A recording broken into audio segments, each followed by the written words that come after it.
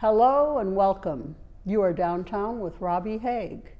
Today I am talking with two people, husband and wife, I just happened to bump into at a function in town. And they have a very unique, very interesting story that I'd like you to hear about. And they are Barbara and Richard Pryor. Hi. Welcome. Hello. Thank you so much for having us here. We're honored. Yeah, thank you. It's so good to have you on the show. Thank you. Yeah. We met at quite a fun function where there was a lot of laughter and fun and games. And it looks like we're going to have a little more today. Yes. Yes. So, Richard and Barbara, tell me a little bit about your story. You want me to go? Yes. Okay. Thank you. So about back in 2015, May 2015, we were on this beautiful beach in Hawaii called Angels Bay Beach. And it was me, my wife, our two sons, Richie, Matthew, and Matthew's girlfriend, Janelle. And we were there celebrating our 25th wedding anniversary, renewing our vows. Yes. It was just a magical trip. It was just everything we could ever hope for. Oh. You know, we had so much laughter, fun, food, and we just lived Swimming. we had this amazing house on the water on the north shore of Oahu, and it was Yeah. just Wow. incredible. But little did we know, 6 weeks or so later, that our life would just be so much different than it was in that moment. Yeah.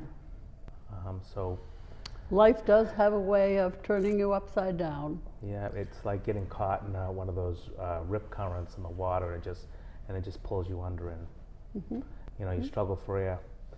So we got home and everything was going on as normal. My wife and I were working. We both owned our own businesses, and our kids were, you know, they were working too. Matthew was still in school, and Richie was working in my IT company at the time. And we come upon July 4th. We have a campground down in Plymouth, Mass. that we usually spend July 4th with. We had asked Richie and Matthew if they wanted to come down with us, and they said, no, you know, we're gonna hang out there, we're going to a party. And we go, okay, you don't want to hang around mom and dad anymore, that's cool, because we're not cool, but we are really cool.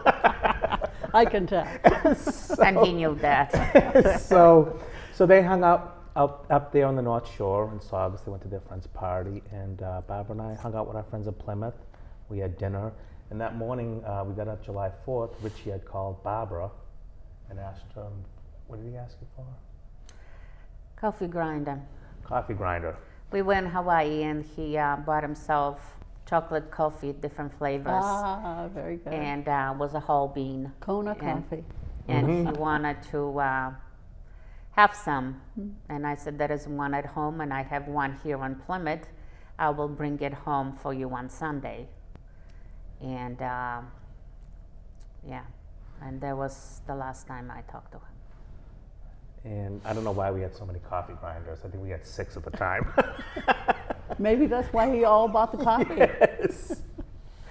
So that night, so that was July 4th, and then July 5th, you know, July 4th that night, you know, we watched the fireworks with our friends, and we went to bed. I got up 2 o'clock in the morning. I could not sleep, staring at the ceiling. I don't know what it was. I just couldn't Intuitive. sleep. Yeah, at some level, I just. So we get up the next morning. We went out to breakfast. Was an uneasy feeling. Yeah. We got up the next morning, went out for breakfast down in Plymouth Center. And after breakfast, I texted Matthew and Richie, hey, guess what? Mom's taking me antique shopping. And the kids didn't like going antique shopping. So anytime we were together, I would take the boys for beers down in Plymouth, down at the bars in Plymouth Center, and she would go do her antiques. So I was waiting for the reaction, like, oh God, thank God we didn't come down. So Matthew says, how awful. Richie, no text. So it's like, I didn't think anything of it. You know, we kept going on the day. I said he was out last night with his friends. Maybe, you know, he's sleeping in. Sleeping late. So as the day progressed, you know, we went back. We were supposed to have dinner with our friends that night. And for some reason, Barbara said, you know what, I feel like we should go home. Let's go home, let's go get some food, and we'll invite the kids over and we'll have a barbecue on July 5th. And it's like, okay, so we headed up home, and we were in the store. It was about 1 o'clock in the afternoon or so. We were in the store shopping, and we got the call that nobody on the face of this world wants No to parent. get, especially a parent, is that our son Matthew called and said, Richie. My son Matthew called me, and I see and I answered the phone, and I said, "Hey Matt, what's up? Mom, you have to come to Richie's house. I can't wake him up." So in the middle of the shopping, it was like a shock. So I dropped everything, and my husband looks at me, and I said, "We have to. It's Richie." And Richie was always on our mind. Was always a concern, but we were driving, couldn't drive fast enough. I was screaming at him to drive faster. He said, "I don't want to be pulled over," and I just didn't care. Nobody understood. So I called my son on a drive to Richie's house. I called Matthew and I said, "Call 911," and he said, "I already did." So that was good, and we got to the house, and I wanted to run up the stairs, and So The police he stopped us. died in his sleep.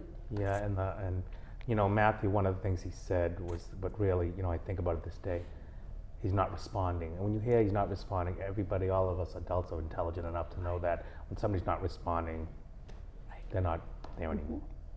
So we got to the house, and the police officer. no, but you're still hoping for the best. We did. We just, somebody's wrong. It's a mistake. That's what went through our minds because we couldn't believe this was happening to us.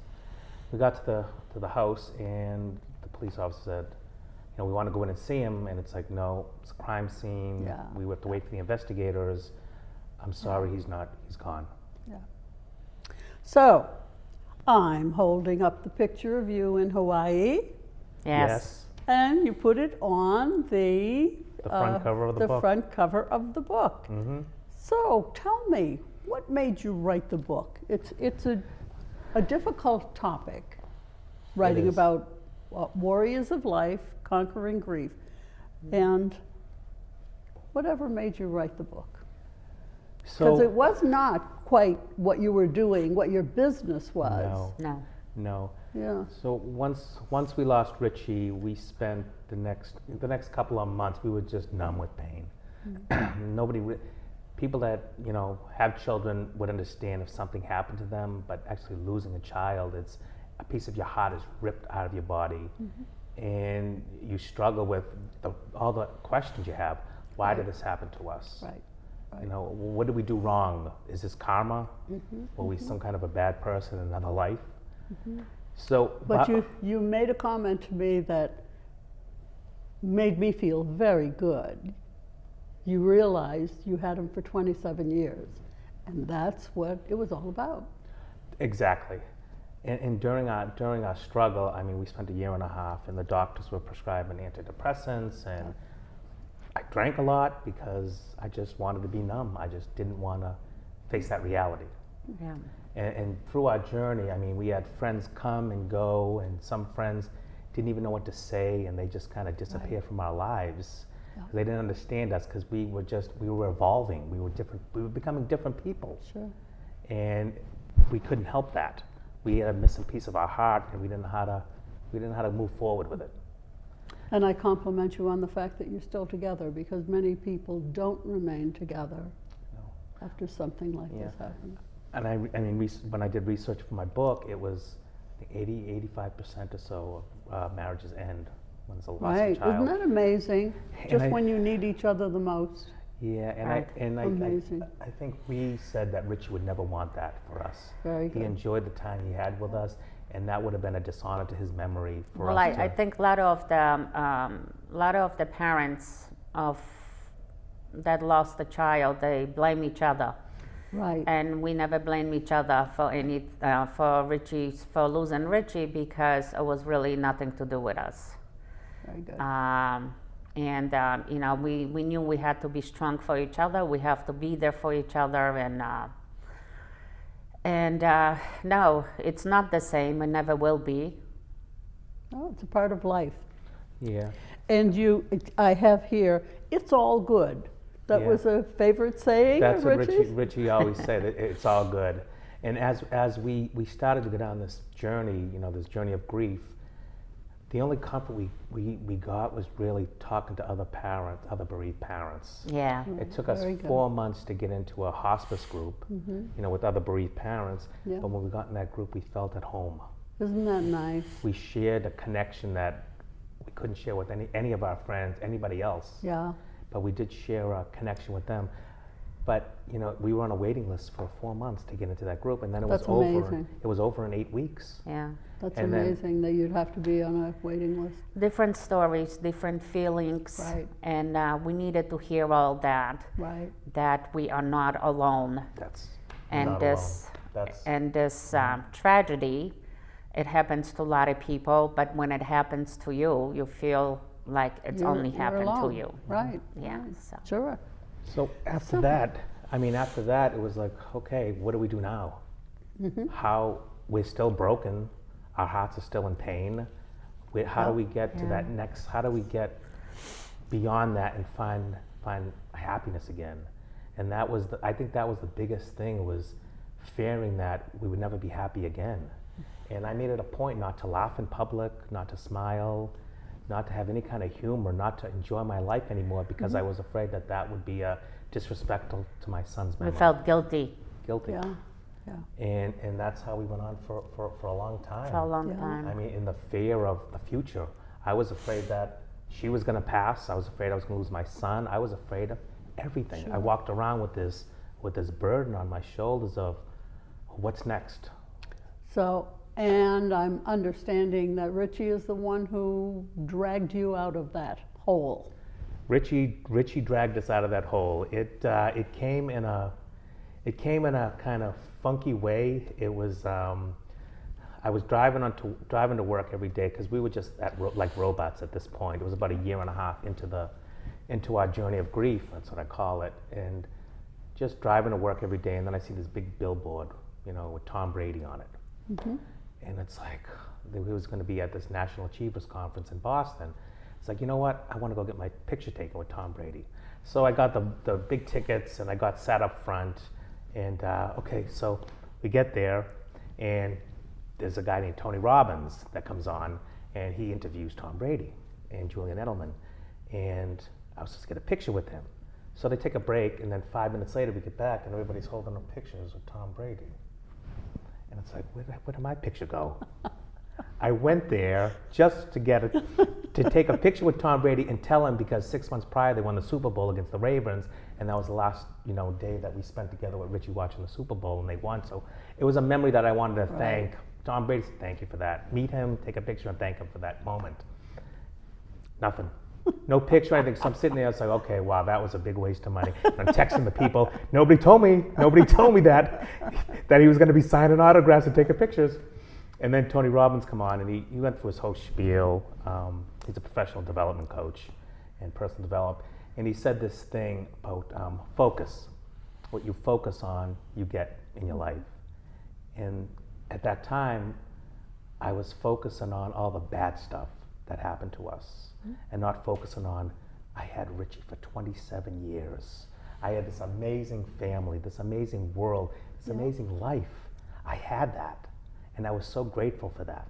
Very good. And as soon as I started putting my focus on those good things, that's when I started thinking differently. And isn't it interesting that you had to be there? I mean, you might have gone to see Tom Brady, but you were meant to be there. It's so, I get goosebumps right now talking about it. Yeah. And then the second thing he said was the meaning we give to things. And all along, since Richie had passed that year and a half, it was, why us? Why us? What did we do wrong? I think I already talked about that a little bit. What did we do wrong to deserve this? And then it's like, how can I make his passing mean something different that will get us through that? And it's like, the meaning is that his passing, we were supposed to take this and use it to help other parents that lost children. To be that voice, to let them know that they're not alone. There's hope. Right. There is hope.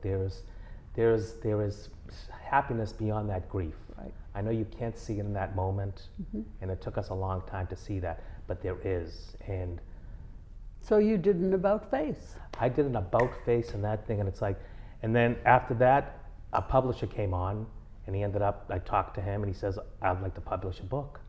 So it's like, okay, let me write a book to help parents, How wonderful. you know, to help them, give them a voice. And it's not only for parents, it's anybody that's struggling with a loss. It's a workbook, it's to let them know they're not alone, and it's a step-by-step kind of process that I took, you know, the focus, the meaning, how the brain is the worst, you know, the biggest enemy of us when we're in that stage of grief, and how it's just a constant battle just to keep those thoughts, that dark place that we want to go to. So you wrote the book, but you didn't stop there. What else did you do in Richard's memory? So we didn't stop there. So, well, when Richie was working for me, he loved to work for these non-profits. They're called ARCs. There's one in Reading called it's called Communitas now, and he just loved being with the You kids. used to live in the area of I Reading. used to live in the area, yes. Ah, okay. So we service this company called Communitas, and they provide services to children with disabilities. And Richie always loved going there. He told these amazing stories, and the smile that he would get was just precious, his smile, you know, when he would tell us. Excellent. So it's like, okay, what can we do now? So it's like, okay, let's set up a foundation in Richie's name, and let's take that money and give it back and provide what I like to call assistive technologies back to these organizations. And what that is it's iPads, it's touchscreen computers, anything that can help them Very enhance interesting. their life, and you know, just become, you know. And also we donate money where they use that to buy workout machine, like, you know, anything that will, you know, they can exercise on it, and anything that we donate or Richie's previous business donate, they use it for all good cause for them, for everything they need. And my wife is from Poland, and we were in Poland last I recognized a little last there. year and a half ago, and we met up with this school that it's just like, you know, the Communitas organization, but it's a school for children with disabilities, Down syndrome, autism, and we got to talking to the director there, and now we're helping them with some of the proceeds from the foundation to build classrooms that the teachers can have one-on-one. In Poland? Yes. Yeah. Wow, Yeah, that she is was over there fantastic. last year. We did a donation, and they're building a couple of classrooms, and the classrooms are going to be named in Richie's honor. Yes. Oh, wonderful. Yeah. And I sponsored one of the little girls. It's a lot of kids in there, so you can't support them all. We support them financially as a school, a group. But I have a little girl that at Christmas time, I will send her some clothes and toys that I nice. actually, we visited at school, and she just came on board, and very scared. Very paranoid. My husband took out the camera to take a picture, and she hid under the table. Yeah. Wow. And my heart was like broken. Where are the kids are growing up that they, you know, scared of just the simple things? Yeah. And I love her. I don't know her, but I love her. Isn't that wonderful? Unconditional. Yeah. Yeah. So those are Very good. those are some of the things, and the proceeds from the book go to the foundation as well. Very good. And every year we have we call it a gala, a Day at the Beach gala, and we have a DJ To raise there, money. Raise money. We have auctions. I Yeah. do this thing with the microphone, And where's the beach that you go to? it's Not Hawaii. No. It's in Plymouth, in Manomet. It's called Indian Bluffs Beach, and it's just a great day. We spend it in the yard. My stepdad cooks, and it's just a fun day. We raise a lot of money, Oh. and it all goes back to the kids. And how do you recruit people for this beach day? Friends. Friends. We have a lot of support from our friends. Friends and family. We've been friends with them for over 25 years. So that you brought the Family. friends back into the group. Yes. Yep. Yes. Excellent. Yep. And we've been meeting a lot of people around the community. I mean, Yeah. Plymouth is just a great a great town to live in, and we love being there so much. Do you have a website? Yes. Yes, we do. I have several of them. Give us a try. The main website is thewarriorsoflife.com. warriorsoflife.com. Okay. That's the website where you can find, we're having a book signing gala in March 30th, and we're going to have this girl called Jocelyn. She's a North Shore medium. She helped us tremendously with her gifts, so she decided that she's going to come to the gala. So that's March 30th. That's on the North Shore. So you can get tickets to that. You can buy the book, and you can learn about all the other things that we got going on. I have this thing called the Happiness Experiment.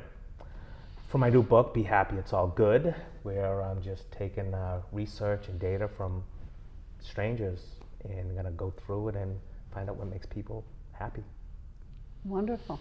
Yeah. And Richie's Foundation. Don't Yeah, forget and Richie's that. Foundation, yes. The Richie Pryor Foundation. It's called richiepryorfoundation.org. Yeah. Okay. Yeah.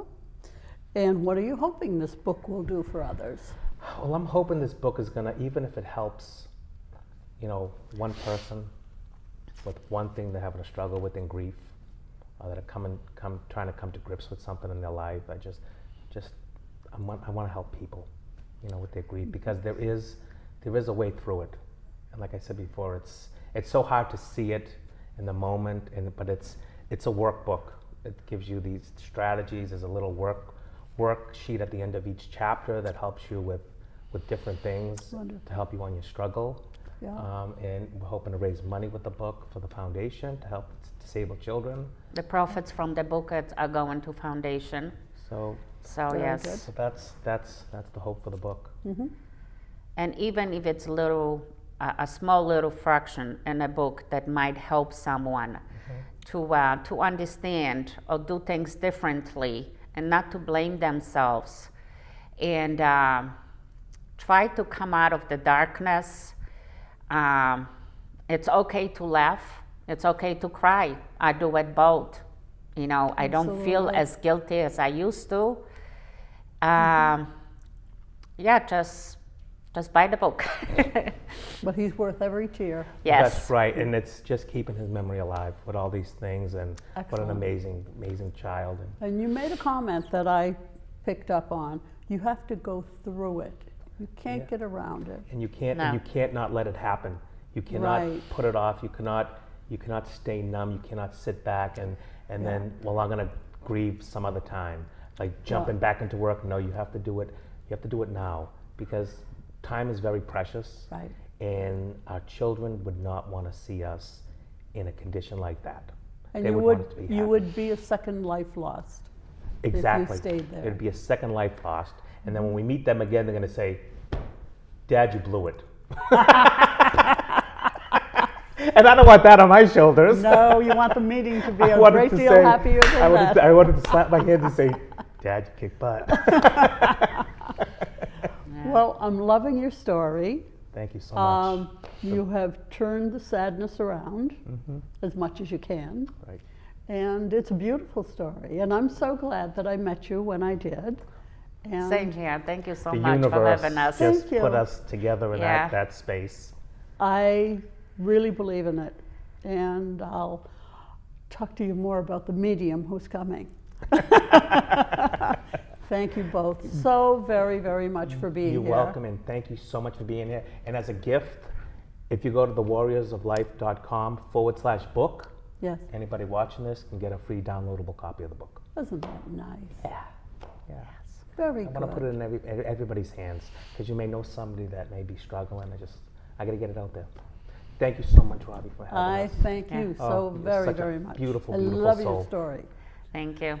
And anyway, thank you all out there for being part of Downtown. This is your host, Robbie Haig, saying we hope to see you again real soon.